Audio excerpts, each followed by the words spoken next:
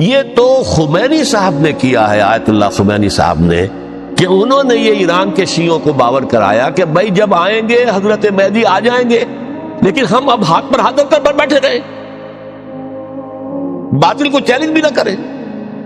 ہمیں کچھ تو کرنا چاہیے، وہ ہاتھ پاؤں ہلانے چاہیے، اور کچھ نہیں تو مہدی کا راستہ جو ہے صاف کرنا چاہیے، تمہید کرنی چاہیے، ان کے راستہ ہموار کیا جائے۔ تو یہ ان کی بڑی عظمت ہے آیت اللہ خمینی صاحب کی، کہ اہل تشیع ایران کے جو ہے ان سے انہوں نے یہ بات منوا لی کہ ہم بالکل انرٹ نہیں بیٹھے رہیں گے، بلکہ اب انہیں نائب امام قرار دے کر اور ولایت فقیہ کے فلسفے کے حوالے سے، یہ دو چیزیں ان کی جو ہے بنیادی فلسفے کی ہیں، وہ اس وقت میرا موضوع نہیں ہے، انہوں نے عوام کو ایسا کھڑا کیا ہے کہ 20,000 سے لے کر 30,000 کے درمیان انسانوں نے جانے دے دی، عورتوں کے جلوس نکلے، کھیر خار بچہ گود میں ہے عورت کے، اور گولی کھا رہی ہے اور مر رہی ہے، گر رہی ہے۔ اب سوچئے زندگی کتنی عزیز ہوتی ہے، اور شیر خار بچے کے لیے ماں کی جو زندگی ہے، اس ماں کو اپنی زندگی کتنی عزیز تر ہوگی کہ اپنے لیے نہیں تو اس بچے کے لیے مجھے جینا ہے، لیکن نہیں، گولیاں کھائیں گری۔ یہ جذبہ انہی میں ہے۔ واقعہ یہ ہے کہ اہل سنت کے اندر یہ جذبہ نہ ہونے کے برابر ہے، یہ میں واشگاف الفاظ میں کہہ رہا ہوں۔ پورے عالم اسلام میں صرف شیعہ ایران ایسا نکلا ہے کہ جس نے بادشاہت کا خاتمہ کیا، باقی سعودی عرب میں بادشاہت بیٹھی ہوئی ہے، ڈٹ کر بیٹھی ہوئی، اربوں ڈالر کا ایک ایک محل بنتا ہے ان بادشاہوں کا، اور سنی سن ہے، سن کوئی حرکت نہیں۔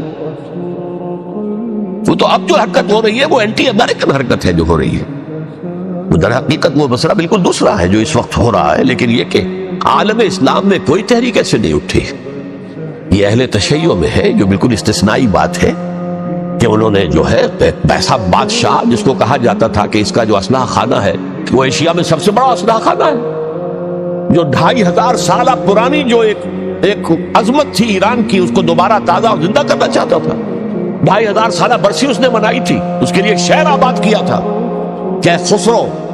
یا سائرس یا ذوالقرنین قرآن مجید کی اصطلاح میں اس کی یادگار بنائی تھی، اور وہ سوچ رہا تھا کہ وہی عظمت دوبارہ ایران کی ہوگی جو کہ خسرو کے زمانے میں تھی، جس کا قرآن مجید میں سورہ کاف کے اندر ذکر ہے،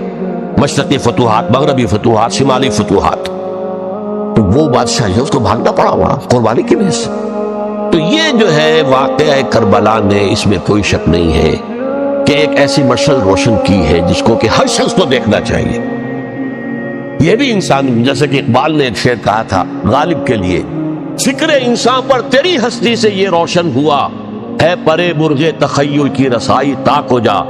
تو فکر انسان پر حضرت حسین کی قربانی سے یہ واضح ہوا ہے کہ انسان کس حد تک جا سکتا ہے قربانی دینے کے لیے اپنے کسی مقصد کے لیے۔ مقصد ان کا جو تھا،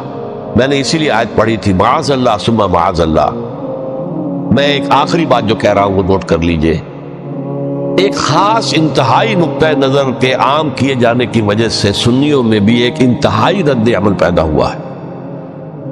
ایکسٹریم رائٹسٹ سنیز۔ اگر ایک طرف سے حملہ کیا گیا ہے حضرت عثمان کی نیت پر، ان کو خیانت کا الزام لگایا گیا، ان پر اقربا پروری کا الزام لگایا گیا، حضرت ابو موسیٰ شریف پر خیانت اور غداری کا الزام لگایا گیا، یہ ساری چیزیں اگر صحابہ کرام کے اوپر ہوئی ہیں، امیر معاویہ پر، امیر اور عمرو بن العاص پر، تو جواب میں کچھ لوگ کھڑے ہو گئے، حضرت علی وہ اقتدار کے طالب تھے، معاذ اللہ ثم معاذ اللہ ثم معاذ۔ یہ اہل سنت کا موقف نہیں ہے۔ حضرت حسین اقتدار کے طالب تھے، ہرگز نہیں، ہرگز نہیں، ہرگز۔